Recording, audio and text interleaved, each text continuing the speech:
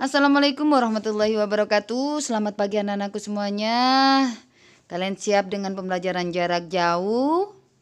Tapi sebelumnya klik subscribe dan tekan loncengnya. Baik, hari ini kita akan belajar tentang matematika. Are you ready, guys? Baiklah, kali ini kita akan membahas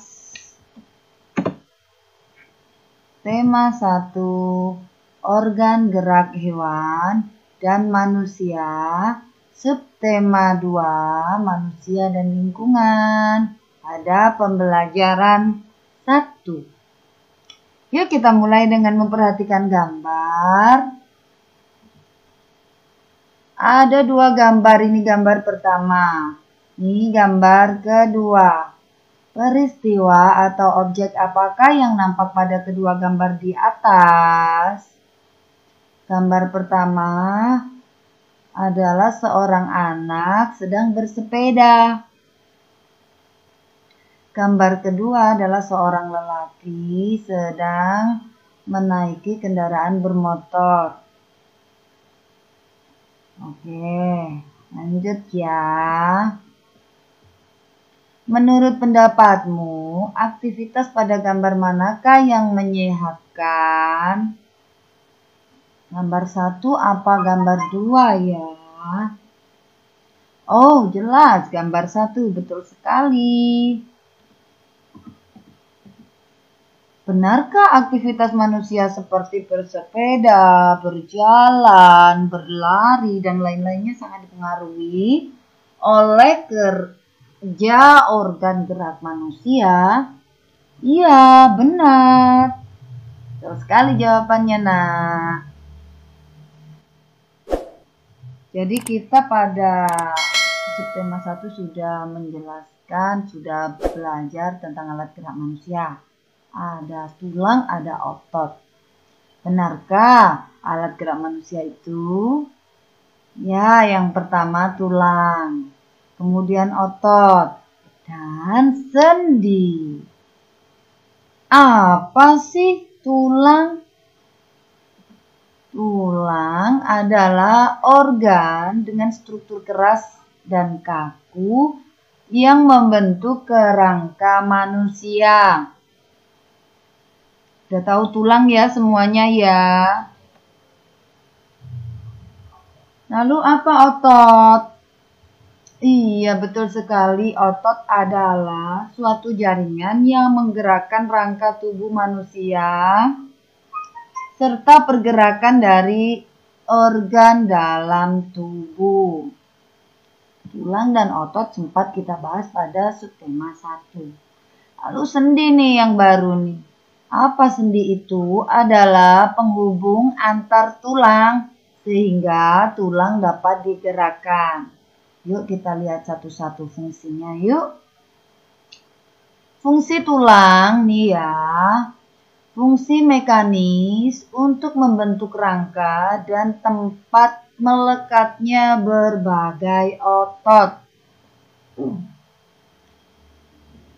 Itu fungsi mekanis. Kemudian tulang juga sebagai tempat penyimpanan mineral, khususnya kalsium dan fosfor, yang bisa dilepaskan setiap saat sesuai kebutuhan. Jadi untuk kalsium dan fosfor itu disimpan di dalam tulang. Kemudian tulang juga berfungsi sebagai tempat sumsum tulang dalam pembentukan sel darah. Kemudian tulang juga untuk melindungi organ-organ di dalamnya. Baik, ini fungsi tulang. Lalu otot bagaimana? Yuk kita cari tahu. Fungsi otot menghasilkan gerakan rangka seperti kontraksi dan relaksasi. Otot yang menempel pada rangka dapat menggerakkan rangka. Jadi otot yang menempel itu dapat menggerakkan dengan cara dia berkontraksi dan berelaksasi.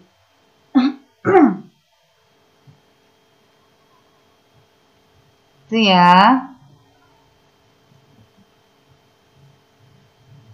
Memfasilitasi respirasi atau pernafasan.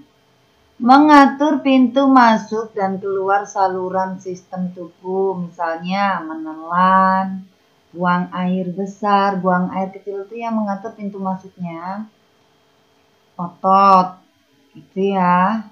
Jadi dengan cara berkontraksi dan berelaksasi tadi, selain untuk menggerakkan rangka, ini juga untuk mengatur saluran sistem tubuh.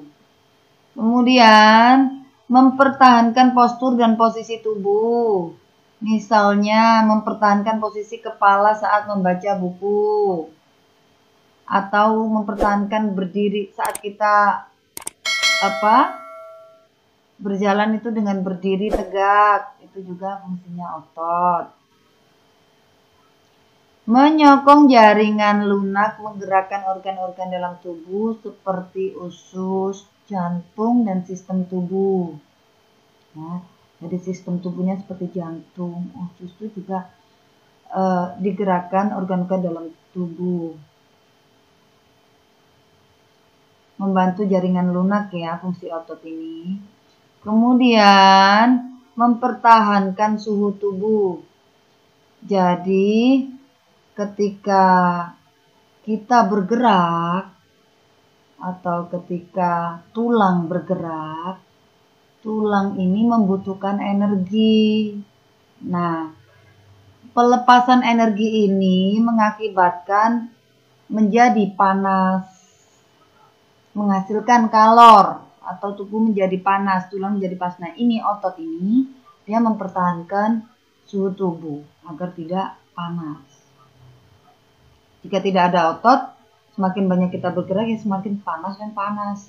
Tetapi di sini fungsi otot juga untuk mempertahankan suhu tubuh. Baik, paham ya sampai di sini. Kemudian sendi bagaimana? Yuk kita cari fungsi dari sendi. Yaitu memberikan fleksibilitas dan juga pergerakan pada tempatnya. Jadi dengan sendi ini tulang-tulang kita sudah bebas bergerak. Ada yang diputar, bebas berputar, kalau itu sendi putar. Nah, selain itu juga sebagai poros anggota gerak. Itu sendi ya. Baik. Ayo kita lihat yuk, contoh aktivitas manusia yang membutuhkan alat gerak kira-kira apa saja. Berlari. Dan berlari kita menggerakkan tulang dan otot pada kaki dan tangan. Kaki, tangan. Coba kita ya. Kemudian bersepeda. Sama juga. Bersepeda dengan berlari. Kita gerakan tulang dan otot pada kaki dan tangan. Kipas-kipas. Itu tangan kita kalau buat kipas-kipas ya.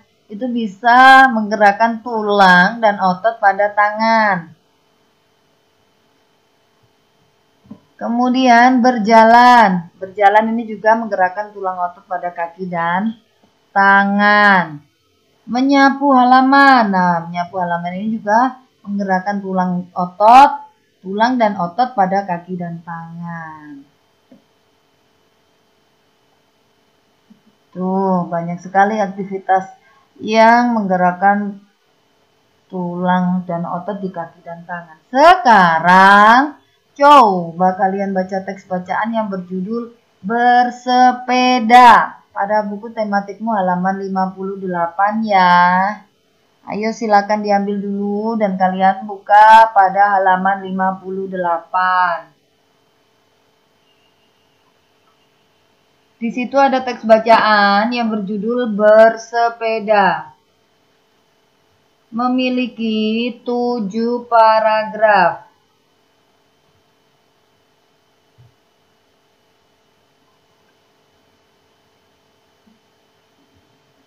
Nah, 7 paragraf itu pasti masing-masing paragraf memiliki ide pokok atau gagasan utama atau gagasan pokok atau pikiran pokok.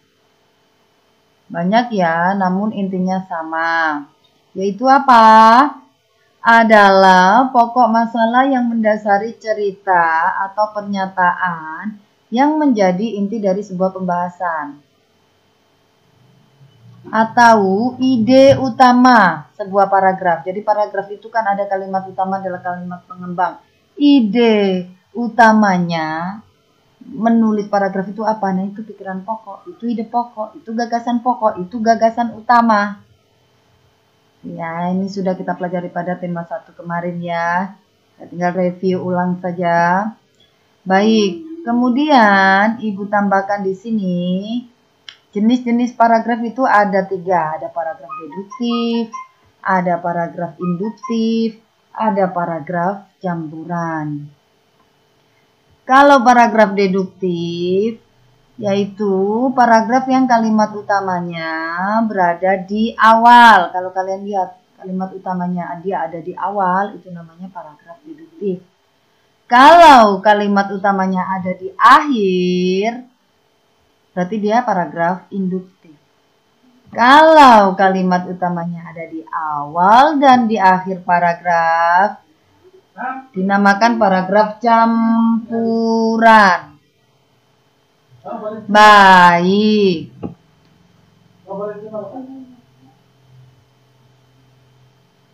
Jika sudah mengerti tentang ide pokok atau gagasan utama dan sudah kalian baca bukunya, sekarang silakan kalian berlatih mencari ide pokok dalam tiap paragraf.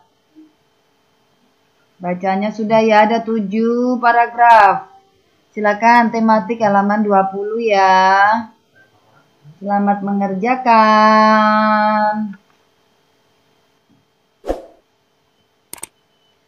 Kalau kalian sudah mengerjakan tugas yang ada untuk berlatih mencari ide pokok, sekarang Ibu akan memberikan sedikit penjelasan tentang bagaimana sih membuat paragraf yang baik. Cara mengembangkan paragrafnya bagaimana? Nih ya. Yang pertama, kita pilih dulu tema atau topik yang akan dibahas dalam paragraf. Atau ide pokoknya yang ada dalam paragraf. Itu kita tentukan dulu. Ini kalau kita ingin membuat karangan atau membuat paragraf cerita. Nah, memilih tema atau topik. Tapi kadang kita sudah diberikan tema atau diberikan topik. Bagaimana jika sudah? Berarti tema sudah. Langkah tema, memilih tema atau topik sudah ada. Berarti tinggal kita lanjutkan membuat kalimat utama yang memuat ide pokok. Jadi setelah ada topiknya, setelah ada ide pokoknya, kita buat nih kalimat utamanya. Biasanya kalimat utama memang memuat ide pokok. Itu ya. Kemudian setelah kalimat utamanya sudah ada nih, kita membuat kalimat pengembang untuk menjelaskan kalimat utama tentunya. Sudah ya, jika sudah kalimat utama sudah ada, kalimat pengembang sudah ada. Kemudian kita membaca keseluruhan paragraf. Barangkali ada yang harus dikurangi. Pemberian kata sambungnya yang terlalu banyak, atau kalimat pengembangnya yang terlalu kurang berhubungan dengan kalimat utamanya. Nah, ini bisa dilihat ketika kita berulang-ulang membaca keseluruhan paragraf yang kita buat. Itu ya. Mudah bukan? Mau belajar mengembangkan ide pokok tidak? Yuk ayo, sekarang ayo kita berlatih mengembangkan ide pokok pada buku tematik halaman 61. Di situ sudah ada ide pokoknya. Kalian tinggal membuat kalimat utamanya. Harus dicantumkan ide pokoknya itu di kalimat utama. Nanti bisa diletakkan di awal atau di akhir. Atau kalian buat 2 kalimat utamanya diletakkan di awal dan di akhir. Kemudian setelah kalimat utamanya sudah ada, kalian cari kalimat pengembangnya atau kalimat penjelasnya. Ada 5 ide pokok yang bisa kalian kembangkan. Jangan lupa minta bantuan Bapak Ibu gurumu ya jika kalian masih kesulitan, atau kalian bisa menonton kembali video ini untuk difahami lebih utuh. Demikian anak-anakku, jika kalian sudah melakukan membuat paragraf berdasarkan ide pokok yang ada, berarti kalian sudah jago untuk membuat paragraf.